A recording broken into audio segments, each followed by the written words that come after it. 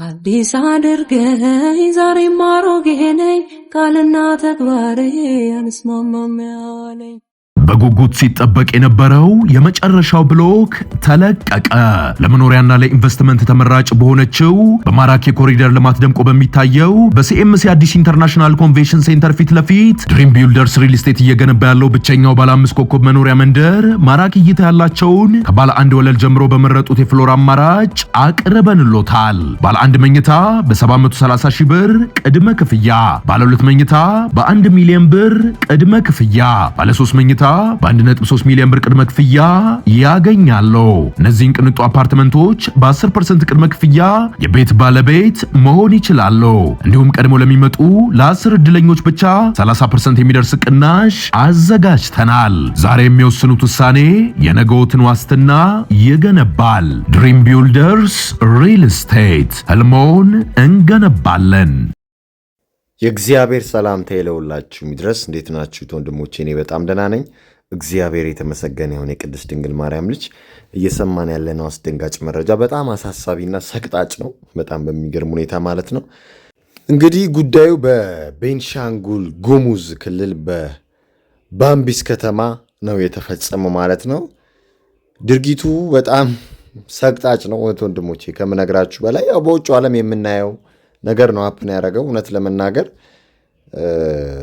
ለብዙ ዓመታት ስንታገል የነበረውም ይሄ ነው፣ ይሄ ነገር ሀፕን እንዳያደርግ ማለት ነው። ግን በዚህ በባምቢስ ከተማ ያየነው ነገር ደግሞ ነገሮች እንዴት እየተቀየሩ እየሄዱ እንዳለ የሚያሳየንና የሚጠቁመን ርኩሰት የተሞላበት ነገር ነው ማለት ነው። ያ ምንድን ነው የሚለው እንደተለመደው በመረጃና በማስረጃ የምናየው ይሆናል ማለት ነው። እንግዲህ ሐምሌ 30 2018 ዓ.ም የባምቢስ ከተማ አስተዳደር ፖሊስ መምሪያ ከሀገሪቱ ሕግና ከማህበረሰቡ እሴት ጋር የሚጋጭ ድርጊት ፈጽሟል ያላቸውን 2 ግለሰቦችን በቁጥጥር ስር አውሎ ምርመራ እያካሄደ መሆኑን ነው ያስታወቀው።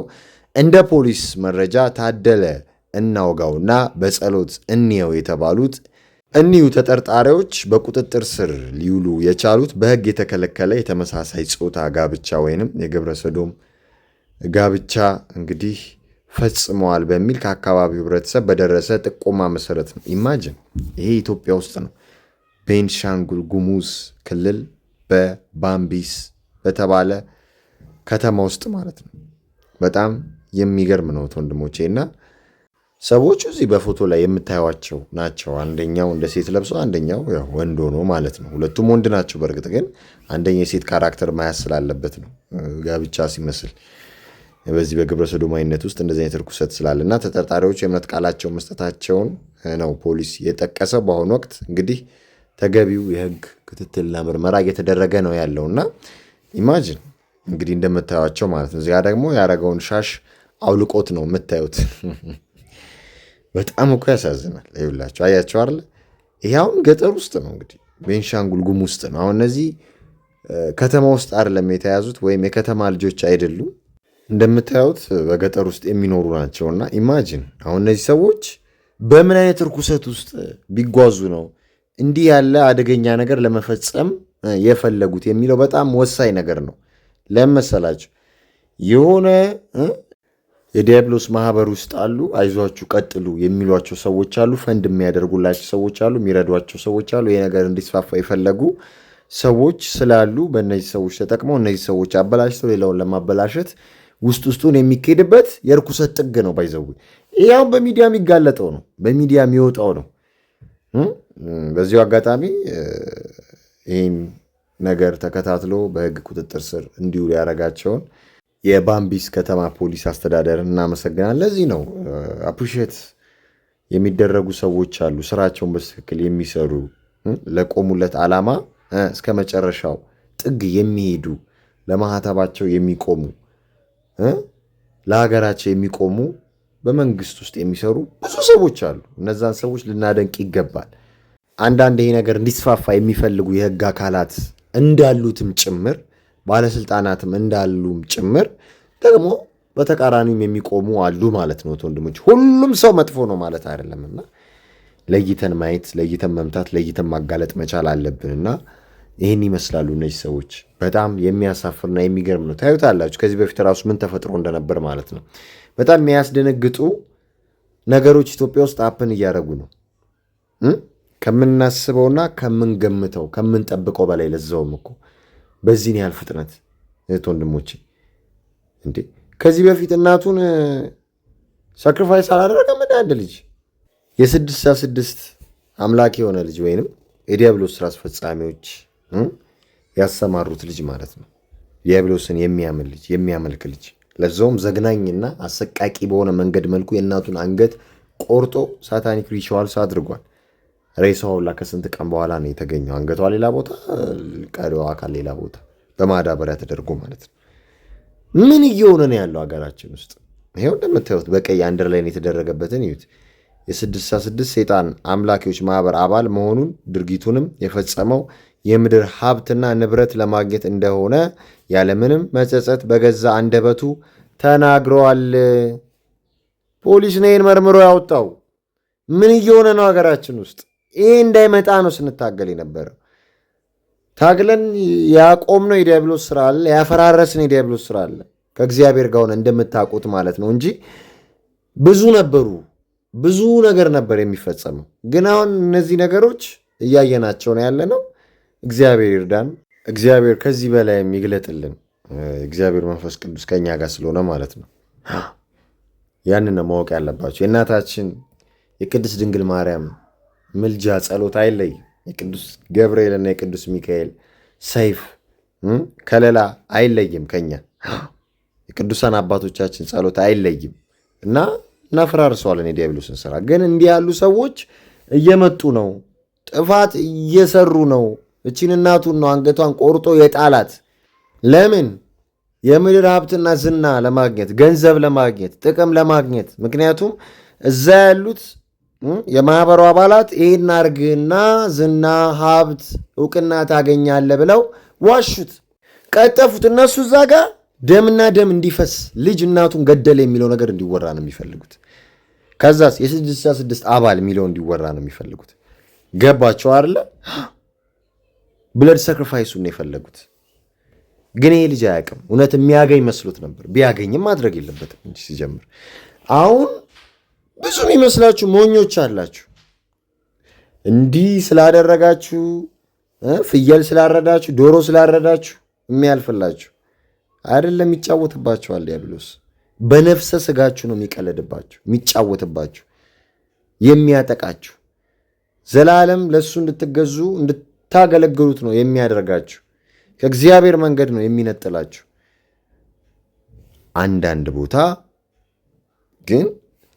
ሲፈልጓችሁ ሲመርጣችሁ ታለንትድ ናቸው ብለው ያመኑባቸውን ሰዎች ከልጅነታቸው ተከታትለው እነዚህ ሰዎች አቅሙ አላቸው ብለው የሚያምኗቸውን ሰዎች እነዚህ ሰዎች ተሰጥቷላቸው ጊፍትድ ናቸው እነዚህ ሰዎች ብዙ መስራት ይችላሉ ከዚሁ እናያዛቸው ብለው የሚያስቧቸውን ሰዎች በአይነ ቁራኛ ተከታትለው በጎን ሄደው ዲል ያቀርቡላቸው ይሄ የሰፈር ኮተቱ ግን የሰፈር ጠንቋዩ ግን የሰፈር 666ቱ ግን እየዋሸ እየቀጠፈ እንደምታዩት ልጅ እናቱ እንዲገድል እያደረገ ነው ያለው ይሄ አደገኛ ነገር ነው ወንድሞች ተረዳችሁ አሁን በስተዋል በየቴሌግራሙ በየ666 አባል ኑ ሚሊዮነር እናርጋችሁ እንደዚህ እናርጋችሁ ስደውሉ ኑ ይባላል መጀመሪያ ብር አስገቡ ከዛ እንዲረዱ ምናምን የለም በዚህ የምትሸወድ ትውልድ እንዳትኖር መችም እኛ የምንዋጋው መንፈስ ይህንን ነው ቀጣፊ ነፍሰ ገዳይ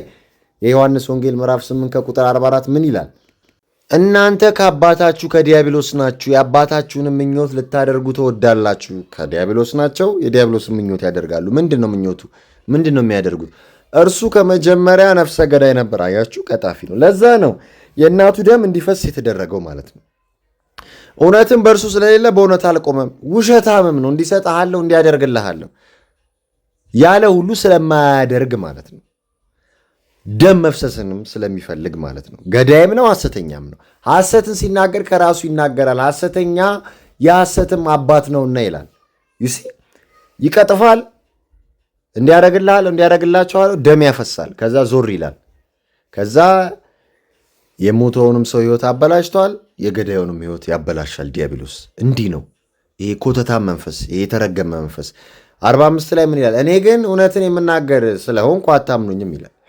እውነት በጣም ወሳኝ ነገር ነች። በጣም እውነት ራሱ እግዚአብሔር ስለሆነ ደግሞ ባለማዕተብ ናቸው እኮ መስቀል ግድንግድ መስቀል አድርገዋል። እንደምታዩት ባልየው የተባለው ማለት ነው። ኮፍያ ያደረገው ሴት መሆኑ ነው። የተረገሙ በጣም ያሳዝናል። የማቴዎስ ወንጌል ምዕራፍ 7 ይውላችሁ ከቁጥር 15 ይላል ማዕተብ ያደረገ ሁሉ፣ ማዕተብ ያንጠለጠለ ሁሉ፣ ነጠላ የለበሰ ሁሉ፣ መስቀል የያዘ ሁሉ፣ ወንጌልን የሚናገር ሁሉ አማኝ ነው፣ ሰባኪ ነው፣ ክርስቲያን ነው ማለት አይደለም። የአምልኮት መልክ አላቸው ኃይሉን ግን ክደዋል ይላል እና እዚህኛው መጽሐፍ ቅዱስ ክፍል ላይ ደግሞ የማቴዎስ ወንጌል ምዕራፍ 7 ከቁጥር 15 የበግ ለምድ ለብሰው ከሚመጡባችሁ በውስጣቸው ግን ነጣቂዎች፣ ተኩላዎች ከሆኑ ከሐሰተኛ ነቢያት ተጠንቀቁ ይላል። የበግ ለምድ ለብሰው የሚመጡ አካላቶች አሉ። በዚህ ባለቀ ዘመን የሚያስቱ ብዙ ናቸው። ከዚህ ጀርባ ያሉት ደግሞ እነማን ናቸው? የዲያብሎስ ስራ አስፈጻሚዎች፣ ዲያብሎሳውያኑ ፍሪሜሰን፣ ኢሉሚናቲ፣ ስካይ ኤንድ ቦንስ የሚባሉ አሉ። ሌሎችም በጣም ቢልደንበርግ ግሩፕ በጣም ብዙ። ስለዚህ እነዚህ ሰዎች በግልጽ እየሰሩ ያሉ ሰዎች ናቸው፣ በቡድን ማለት ነው። ሴክሬት ሶሳይቲ ይባላሉ። ግን አሁን ያን ስም ይወክሉታል ብዬ አላስብም። ሁሉም ነገር ግልጽ ስለሆነ ማለት ነው። አሁን ቦሄሚያን ግሮቭ፣ ሬድ ሹዝ ክለብ፣ ዋናይ ክለብ በጣም ብዙ ናቸው። እኔ አልጨርስላችሁ። ግን ዋና እነዚህን አካላቶች አንድ የሚያደርጋቸው ነገር ዲያብሎስ ነው። ሰውን መግደል፣ ሰውን ማጥፋት፣ ሰውን ከክርስትና ማስወጣት፣ ሰውን ለዲያብሎስ ማስገዛት ነው እቅዳቸው። አጀንዳ 2030 ማለት ነው። ቲክ ቲክ እያለ ነው ደግሞ ታይሙ አይደለ እንዴ? እየሄደ ነው። that's why ቲክቶክ በዚህ ዘመንም የመጣው ማለት ነው። ሰዓቱ እንደሄደ እየነገሯችሁ እኮ ነው። አሁን ለአጀንዳ 2030 ወይንም ለ2030 ለአጀንዳ 21 ስንት ጊዜ ቀረ? 26 27 ገባ በሉት 3 ዓመት ማለት ነው። መሲሁ መምጫውም ደርሷል። እቺ ከ2030 እና ከ2030 ባሻገር ያለችው ዓመት ሁሉም ሰው በቁጥጥር ስር ገብቶ በዲያብሎስ የሚተዳደርበት ወይም በዲያብሎስ በቢሱ ሲስተም የሚተዳደርበት ዓመት ነው። የገባ አይመስለውም ግን ገብቷል። አሁን የኢትዮጵያ ሕዝብ የገባ አይመስለውም ግን ገብቷል በፋይዳው ማለት ነው። እንደዛ እንደማለት ነው። እግዚአብሔር ሁላችንንም ከዲያብሎስና ከዲያብሎስ ስራ አስፈጻሚዎች ይጠብቀን ይሰውረን ለማለት እፈልጋለሁ። ሰላም ለእናንተ ይሁን። አበቃን።